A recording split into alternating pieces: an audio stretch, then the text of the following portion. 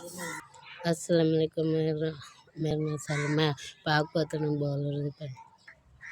हम गला कर साई मेरा नशई आ गया तो मैं छाड़ तो आगे मेरे निक्के निक्के बच्चे आ गए मेरा करन कमावा कोई भी कौन मेरे निक्के निक्के बच्चे आ गए मेरी ज़बान अड़ दे मेरे निक्के बच्चों ठंड बड़ी मैं काम क्यों कर सकनी मेरे को इन्नी गुंजाइश कर जो मैंने दवाई ला मेरे को खावन घर का सामान करनी है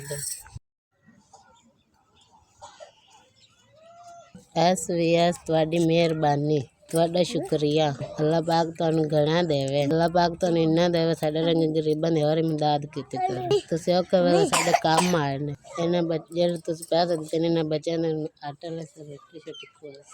ਤੁਸੀਂ ਉਹ ਕਹੇ ਮੇਰੇ ਕੰਮ ਆਏ ਮੈਂ ਗਰੀਬ ਨਹੀਂ ਤੁਹਾਨੂੰ ਦੁਆ ਹੀ ਦੇ ਸਕਣੀ ਪਾਕ ਤੁਹਾਨੂੰ ਇੰਨਾ ਦੇਵੇ ਸਾਡੇ ਰੰਗ ਗਰੀਬਾਂ ਦੀ ਹੋਰ ਇਮਦਾਦ ਕੀਤੀ ਕਰੇ ਅਸੀਂ ਗਰੀਬ ਐ ਤੁਹਾਨੂੰ ਦੁਆ ਹੀ ਦੇ ਸਕਣੀ SVS अल्लाह पाक तो रंग लाई रखे अल्लाह पाक इस कंपनी में सारी जिंदगी चलावे SVS तेरा शुक्रिया।